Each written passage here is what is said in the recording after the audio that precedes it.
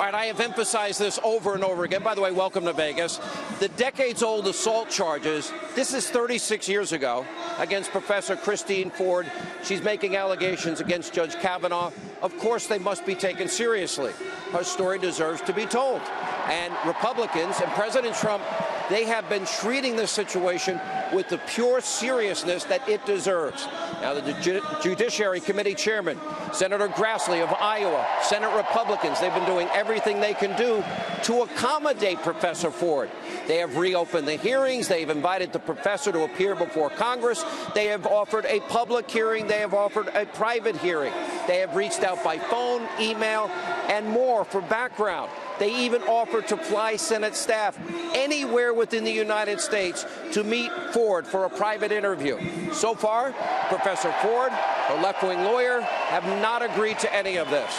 And according to an email obtained by the Washington Post, she definitely will not appear before the committee on Monday, but may be open to a later date if the Senate agrees to her terms. We're going to watch this unfold. Now, meanwhile, Judge Kavanaugh, well, he's already testified, by the way, under threat of perjury. He's agreed to testify wherever, whenever, under oath, in front of you, the American people. In fact, he's agreed to testify this coming Monday.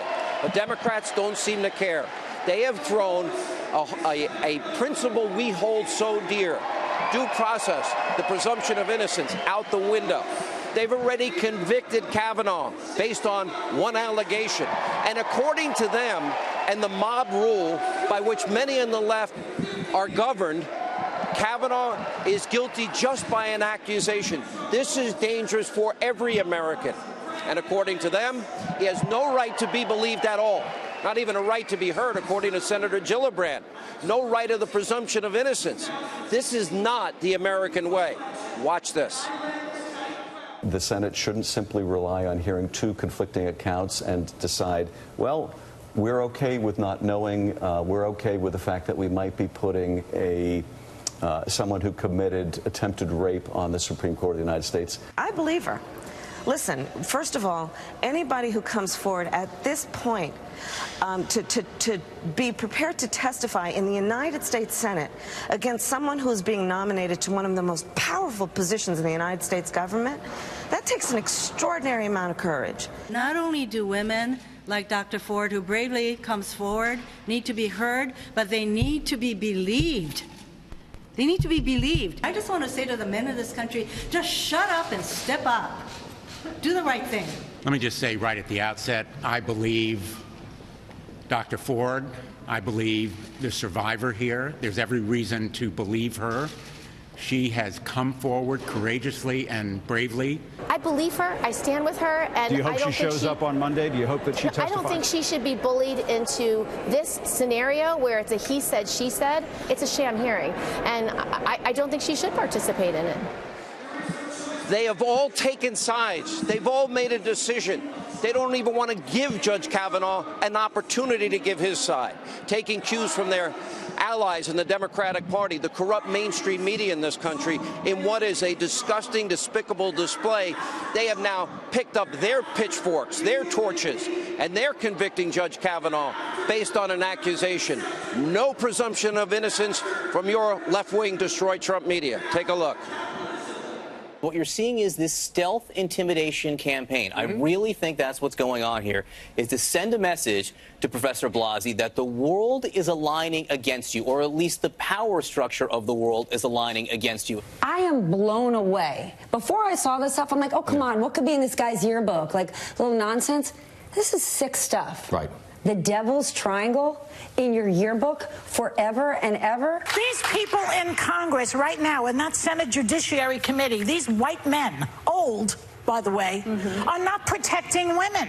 They're protecting a man who is probably guilty. I can give a scenario for both of you that the Republicans will not like. The accuser, Dr. Ford, appears on television and gives her full story to a reporter, to an anchor person, and it's deadly. It's deadly, and they're stuck with this confirmation. I don't think they're going to be very happy with that scenario. It's definitely attempted rape. I don't see it any other way. All right, not to be undone, the left-wing radical group MoveOn.org they produced this ad full of celebrities. I love you too. Hi. Oh. Anyway, we're in Vegas. But they're all so more than happy to ignore the rule of law. They're rushing to judgment. They're politicizing this. They don't believe in due process. Let's take a look. Dear Professor Ford. Dear Professor Ford. Dear Professor Ford. We know how difficult it is to stand up to powerful people. We want to thank you for publicly sharing your story of sexual violence. As members of the Senate determine whether Supreme Court nominee Brett Kavanaugh should serve as a Supreme Court Justice. The Supreme Court Justice. This context is critical. The behavior you described was wrong. Wrong, and runs directly counter to upholding the law and promoting justice. He should not be confirmed. He should not be confirmed. He should not be confirmed. We can also imagine how shocking and overwhelming it must have been to have your truth shared on a national stage without your permission. You should be the decision maker about how your story is shared, if ever. We applaud your courage in coming forward for the public good. And we will be with you as you face the inevitable backlash. The inevitable backlash. The inevitable backlash. You are strong. You are strong. And you are not alone. You are a survivor. A survivor. A survivor. And millions of us have your back. You and your testimony are credible. You and your testimony are credible. You and your testimony are credible. We believe you. We believe you. We believe you. Signed, your sisters. Signed, your sisters. Signed, your sisters. All right, so the big question, what would happen if a conservative group came out and said those words, except they believe Judge Kavanaugh? They said Judge Kavanaugh is credible. Can you imagine the outrage from the left? This is not a game. This controversy is not about politics, should never be about politics. It should be about ascertaining the truth. These are real people, real families, real kids, real wives, real lives involved in all of this. Now, Professor Ford has received death threats. We're very sorry to hear that. That should never happen in this society. So too, Judge Kavanaugh and his wife, the most despicable death threats themselves. This is unacceptable in America today. The courageous keyboard warriors out there, they need to stop, and they need to stop now. And meanwhile, it's perfectly clear the left is using what is a serious allegation from 36 years ago that has not been proven to use this as a political bludgeoning tool, using it politically. And according to Politico, a well-known Democratic operative is now advising Professor Ford. We know that her attorney is very inconsistent on this issue. She went after Paula Jones. She supported Al Franken. Senator Feinstein is claiming that the media somehow outed Professor Ford with information that only Feinstein and her fellow Democrats had access to. I don't believe them. They're the only ones that had the information. And Senate Democrats won't even show Senate Republicans since July the unredacted letter where Ford makes her first allegations. Why won't they allow the Republicans to see this? This to them is now some sort of political game, and it's not. These are real lives in play here. Democrats, they don't want to confirm Judge Kavanaugh. They never wanted him to be confirmed. We saw how they acted during the hearings. We see how they're acting now. Now, this is why every American has a right to be skeptical tonight. We know the Democratic Party. We know their track record on claims of sexual misconduct. It is beyond suspect. Now, take, for example, right now, not 36 years ago, Congressman Keith Ellison. He is the deputy chair, number 2 guy of the Democratic Party. In August, a month ago, his ex-girlfriend went public with claims that Keith Ellison, Congressman Ellison, physically abused her on multiple occasions, including one instance where she claims he violently dragged her through the house screaming, "Bleep, get out of my house." Now, despite these allegations, recently, a month ago, Ellison goes on to easily win the party's nomination to be the next Minnesota Attorney General. Now, think about this.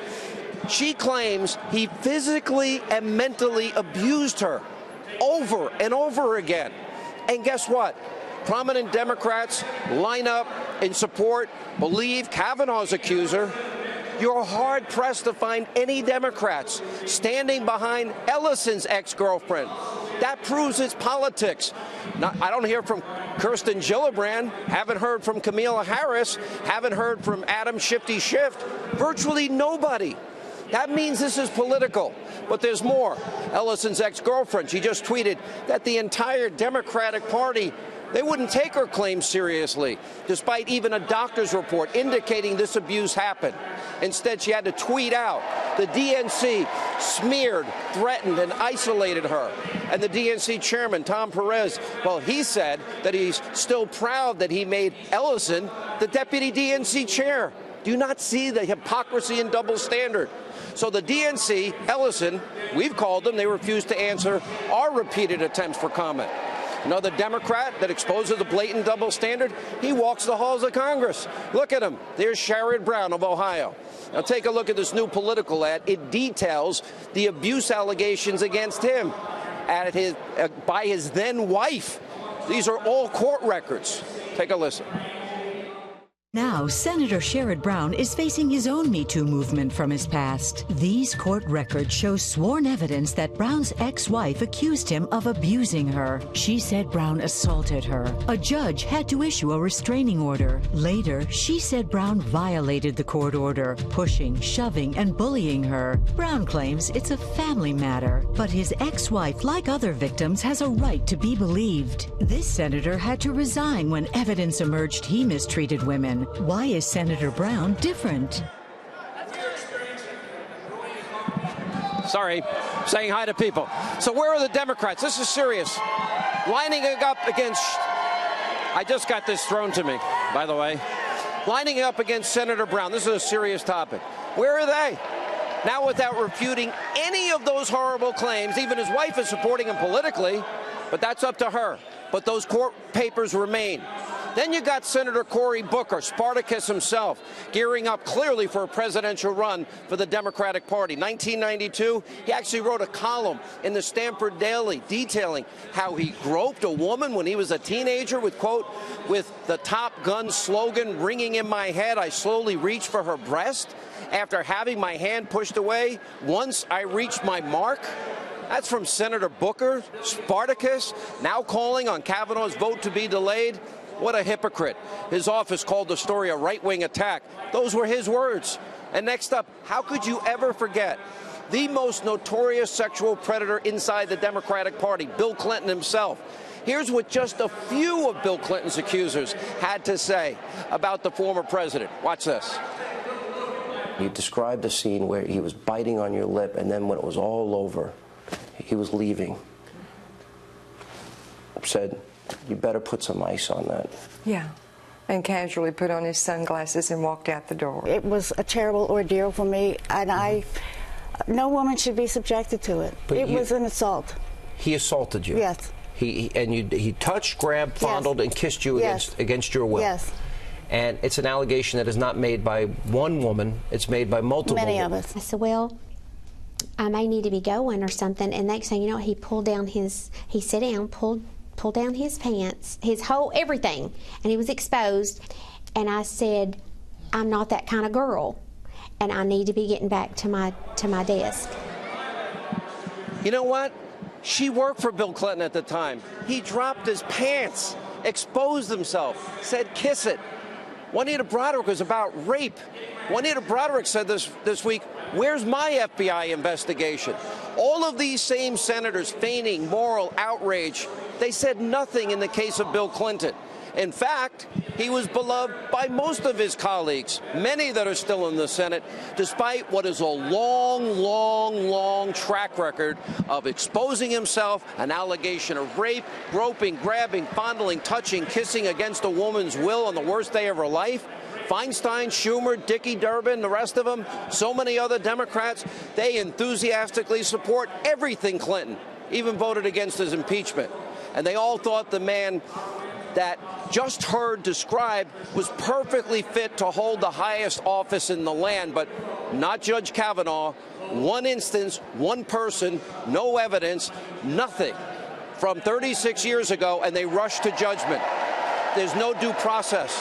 And, of course, in this particular case, an accusation is definitive. They believe, but they haven't heard from the other side. And I believe we have the presumption of innocence. They're ready to lock up Judge Kavanaugh and throw away every other key fact in his life in the last 4 decades. But when it comes to any Democrat, the party is more than happy to sweep those allegations under the rug, not take them seriously. The mainstream media backs them up every step of the way. They should be ashamed tonight, but they're not. Democrats are not the party of women that they claim. It's also the party of Clinton and Ellison and Weinstein and Weiner and others. We'll have more on this throughout the show. But we do have huge, big breaking news also tonight. The Hill's John Solomon, Sarah Carter also making a shocking discovery tonight. Even more struck texts and emails have been unearthed, and this time they're casting a suspicious light on the Obama administration. According to a text from January 3rd, 2017, Strzok texting Page, quote, "He, like us, is concerned with oversharing, doesn't want Clapper giving CR cuts to the White House. All political, just shows our hand and potentially makes enemies." And we're unclear what CR cut stands for, but it could very well mean classified raw intelligence. In other words, according to Solomon's reporting tonight, high-ranking FBI agent Peter Strzok is concerned that Clapper, of the Director of National Intelligence, the Obama White House, up to the president himself, could potentially weaponize intelligence and use it against political enemies. The same Clapper who spews anti-Trump vitriol every night at his cushy gig at fake news CNN. And by the way, these texts occurred during a critical time, less than 3 days before the intel community released a report claiming pro-Trump Russian interference in our elections. John Solomon and Sarah Carter will break it all down tonight for us. It's just one more piece of evidence that those at the highest levels in government involved in an effort to prevent Trump from ever getting elected and then destroy the president after the election. And sadly tonight, we still have people working in our bloated federal bureaucracy, actively working against the president, bragging about it, and are proud of it.